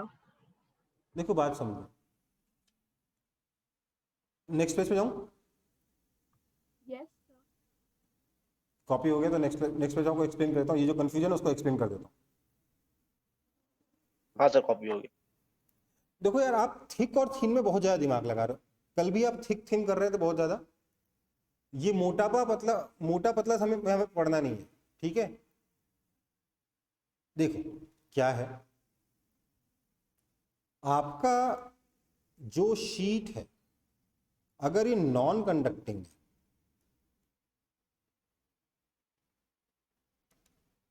कुछ ना कुछ थिकनेस तो होगी ना, होगी कि नहीं होगी? कुछ ना कुछ यस सर. नॉन कंडक्टिंग में हम चार्ज को पूरे वॉल्यूम में डिस्ट्रीब्यूटेड मान रहे हैं कि नहीं मान रहे? हाँ सर, मान रहे. इसमें हमने सिग्मा को डिफाइन कैसे किया? सरफेस पे तो है नहीं चार्ज, चार्ज तो पूरे वॉल्यूम में है ना? है ना? Yes sir. हाँ सर. तो हमने सिग्मा कैसे डिफाइन कर दिया थिक नॉन कंडक्टिंग शीट में? तो बात समझिए.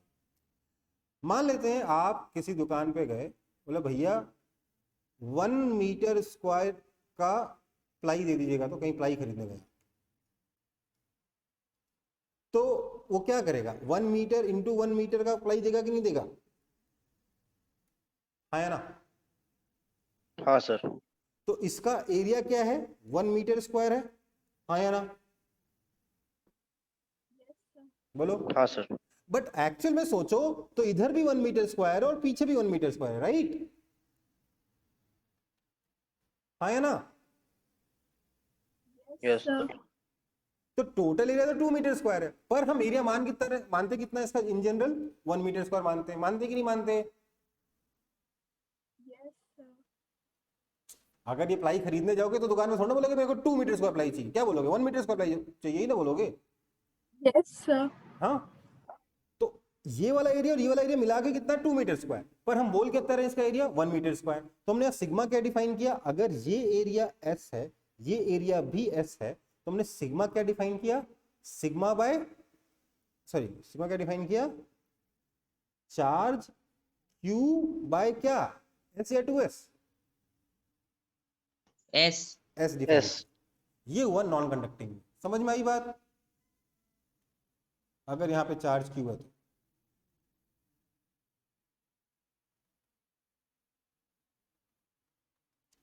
अगर इसके अंदर टोटल चार्ज Q है तो इवन ये सरफेस पर नहीं, ध्यान दीजिए ये वॉल्यूम के अंदर है, तो हम क्या करेंगे, इस शीट का एरिया ले लेंगे। अब शीट अगर थिक हो चाहे थिन हो, बाहर का इलेक्ट्रिक फील्ड कितना आएगा, थिकनेस से मतलब ही नहीं है, सिग्मा बाय 2 एप्सिलॉन नॉट है। इलेक्ट्रिक फील्ड कितना है,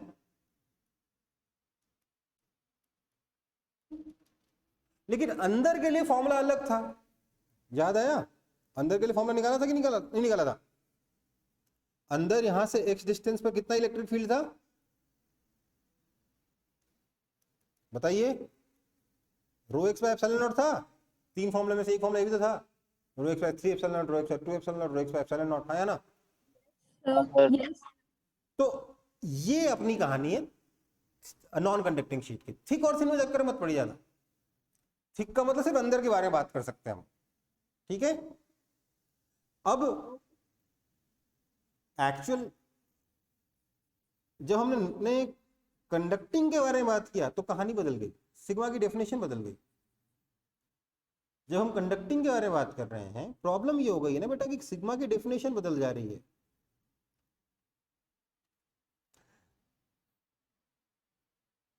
कंडक्टिंग शीट में चार्ज कहां है, यहां पर है, राइट?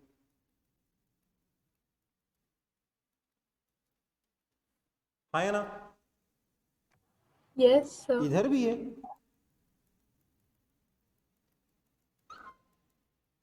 मान लेते हैं इधर चार्ज Q1 है, इधर चार्ज Q2 है, दोनों अलग अलग है, थोड़ी देर के लिए मान लेते हैं, ठीक है?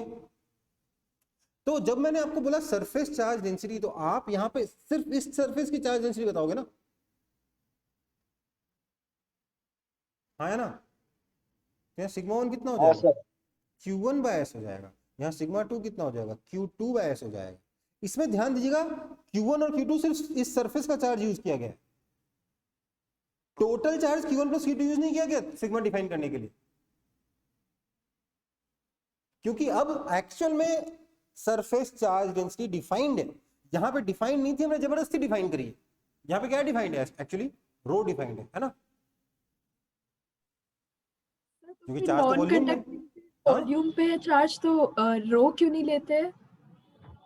वही मैं कह रहा हूं, असली में यहां पे क्या डिफाइंड है, तो रो डिफाइंड है, पर हम लोगों ने सिग्मा में जबरदस्ती उसे कन्वर्ट किया है, ठीक है बेटा?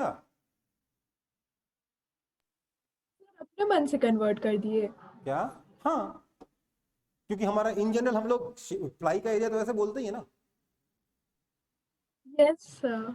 तो हमने प्लाई का एरिया Okay. उसी तरीके से डिफाइन कर दिया। इसलिए इस सिग्मा और इस सिग्मा के डेफिनेशन में ही अंतर है, इसलिए आपको फॉर्मूला अलग अलग आ रहा है। एक्चुअल में अगर आप यहां पर इलेक्ट्रिक फील्ड निकालोगे तो क्या होगा, ये एक इनफाइनाइट शीट है, इसलिए इलेक्ट्रिक फील्ड कितना हो जाएगा, सिग्मा 1 बाय 2 एप्सिलॉन नॉट, और ये एक इनफाइनाइट शीट है, इसलिए इसकी वजह से कितना हो जाएगा, सिग्मा 2 बाय 2 एप्सिलॉन नॉट। अगर सिग्मा 1 और सिग्मा 2 बराबर हुए तो क्या हो गया, सिग्मा बाय एप्सिलॉन नॉट बन गया कि नहीं बन गया? Yes sir. समझ में आई बात? लेकिन वो वाला सिग्मा एक सरफेस का सिग्मा है, ये वाला सिग्मा पूरे चार्ज का सिग्मा है। ये सिग्मा का डिफरेंस है बेटा, सिग्मा के डेफिनेशन का डिफरेंस है, ठीक है? यस सर, समझ गए। ओके, तो हम लोगों ने electric field due to infinite non conducting sheet निकाल लिया ना?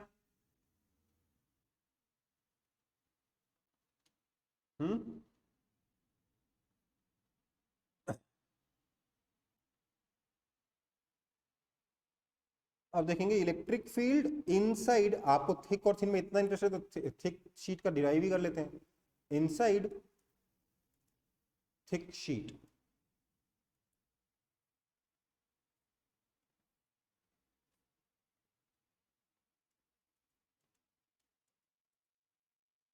यहां पर चार्ज डेंसिटी रो है, एक्चुअली तो रो ही डिफाइंड है, उस रो का सिग्मा हमने जबरदस्ती बना दिया है ना?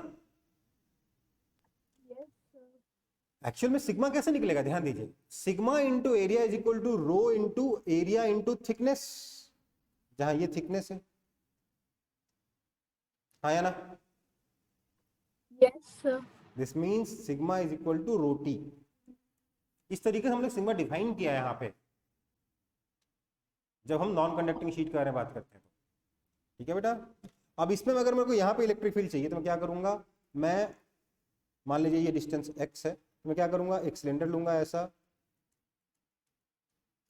और अपने से इस बार क्या है, थोड़ा फास्ट कर रहा हूँ, अपने से बोलूंगा यहाँ पर इलेक्ट्रिक फील्ड अगर ई होगा तो बायोसिमेट्री यहाँ पर इलेक्ट्रिक फील्ड ई होगा, ये डिस्टेंस एक्स है ना। यहाँ पर इलेक्ट्रिक फील्ड ई ऐसा होगा, तो आपका जो फ्लक्स हो जाएगा that is equal to close integration of E vector dot d s vector that is equal to E S plus 0, that means phi होगा कितना, फाई हो जाएगा डेंसिटी इंटू वॉल्यूम, वॉल्यूम कितना है S into 2x by epsilon not is equal to 2 S S चला गया, 2 चला गया, that means electric field is equal to rho x by epsilon naught. आया कि नहीं आया तुरंत, आया ना। Yes, sir. आया कि नहीं, हाँ यस सर। सर। बस यही है बेटा, और कुछ नहीं है, मतलब कुछ नया नहीं हो रहा है, ऐसा नहीं कि कोई जादू से, मतलब यार देखो चार्ज का बिहेवियर ही रहेगा, चाहे उसको कंडक्टिंग में डालो चाहे नॉन कंडक्टिंग में डालो, चार्ज का इलेक्ट्रिक फील्ड उतना ही निकलेगा, चार्ज से फ्लक्स उतना ही निकलेगा, है ना। Yes, sir. पर हाँ, चार्ज का डिस्ट्रीब्यूशन चेंज हो जाएगा, ठीक है, चार्ज का डिस्ट्रीब्यूशन चेंज होगा, तो हमें ऐसा नहीं कि फॉर्मूले बदल जाएंगे, हाँ फॉर्मूले में सिग्मा का मीनिंग बदल जा रहा है, ये समझने वाली बात, ठीक है बेटा। Yes, sir. तो अब देखते हैं electric field due to, sir पीछे वाला नोट करना था। हाँ जल्दी जल्दी करो,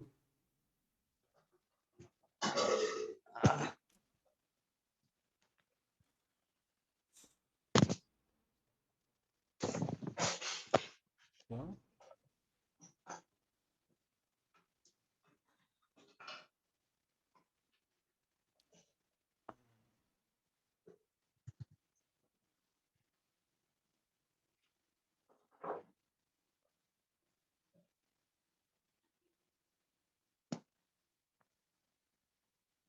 अच्छा, आप लोगों की कल कौन कौन सी क्लास है बेटा, सर फिजिक्स और बायो। कल फिजिक्स फिर से, फिजिक्स किस किस दिन होता है आपका,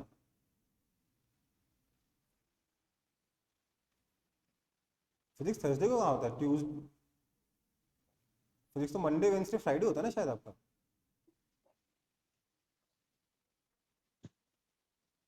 सर आज इस टाइम में केमिस्ट्री था। इसके बाद यस physics- सर। तो आज फिजिक्स केमिस्ट्री दोनों था ना, नहीं सर, नहीं सर, केमिस्ट्री और मैथ था। केमिस्ट्री और मैथ्स था, ठीक ठीक है, इसके बाद मैथ्स हो जाएगा, ठीक है बेटा, ठीक है, कल मैथ्स है ना,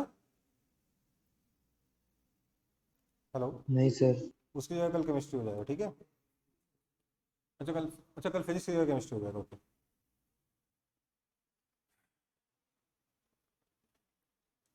चलो आगे बढ़ूं, हो गया सर।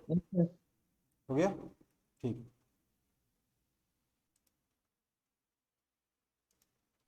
यस सर होगी। तो अगला है electric field due to infinite conducting sheet. Sir तो नेक्स्ट क्लास मैथ्स होगा। आई थिंक हाँ,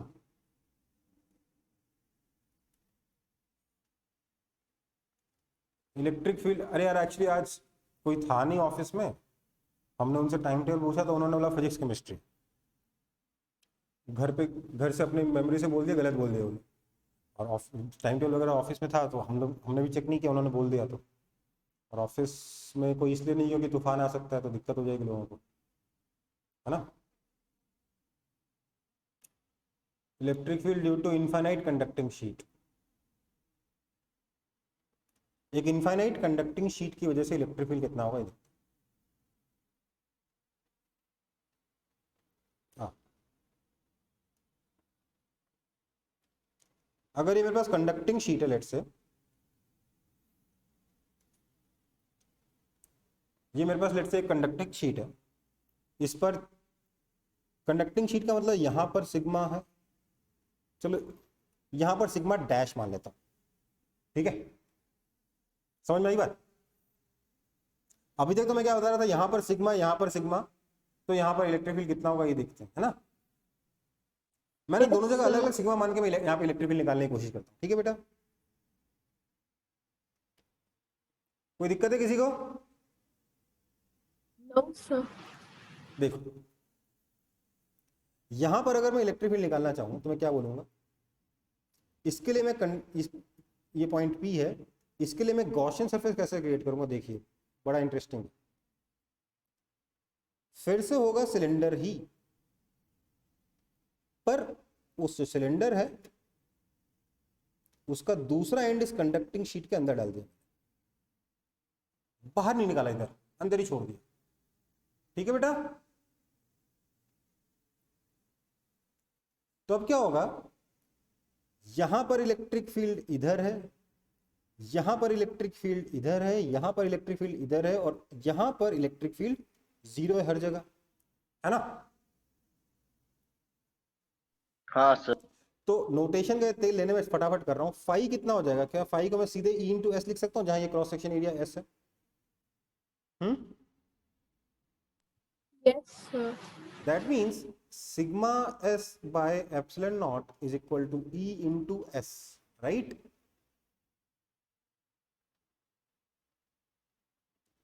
That means इलेक्ट्रिक फील्ड कितना आया, तो सर ये आया सिग्मा बाय एप्सिलॉन नॉट। इसका सिग्मा डैश से कोई लेना देना नहीं है,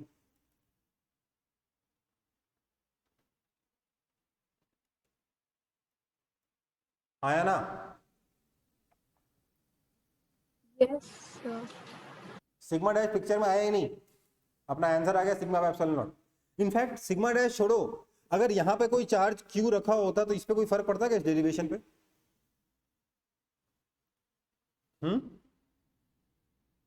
नो सर। यहाँ चार्ज Q1 है, यहाँ चार्ज Q2 है, इधर चार्ज Q3 है, यहाँ पे चार्ज Q4 है, इधर चार्ज Q5 है, इस डेरिवेशन पे कोई फर्क पड़ रहा है? No sir. मतलब क्या है, अगर मेरे पास एक इनफाइनाइट कंडक्टिंग शीट है जिसके सरफेस पे चार्ज डेंसिटी सिग्मा किसी तरीके से मेंटेन्ड है, कैसे मेंटेन्ड है मुझे नहीं मालूम, बस इस सरफेस पे चार्ज डेंसिटी सिग्मा है लेट्स से, तो इस चीज से कतई कोई फर्क नहीं पड़ता कि बाकी चार्ज कहां पर कितने हैं। यहां का इलेक्ट्रिक फील्ड सिर्फ और सिर्फ ये सिग्मा डिटरमाइन करेगा, और किसी चीज से कोई फर्क नहीं पड़ता। और ध्यान दीजिए, ये इलेक्ट्रिक फील्ड इस सरफेस की वजह से है क्या? नहीं है। This is your net electric field. यहां का नेट इलेक्ट्रिक फील्ड जो है ना, बाकी पूरी दुनिया जहां से इंडिपेंडेंट है, अगर इस सरफेस पे चार्ज डेंसिटी सिग्मा है तो समझ में आई बात, हाँ या ना? Yes sir. Yes sir. ये इंटरेस्टिंग है कि नहीं है? सर इनफाइनाइट शीट के बगल में आपको उस सरफेस की वजह से इलेक्ट्रिक फील्ड कितना है ये नहीं मालूम, पर नेट इलेक्ट्रिक फील्ड कितना है ये मालूम है। सरफेस की वजह से कितना ये भी पता है अपन को, सिग्मा बाय 2 एप्सिलॉन नॉट होता है, पर net electric field sigma bye epsilon not ही होगा, कहानी खत्म, आया ना।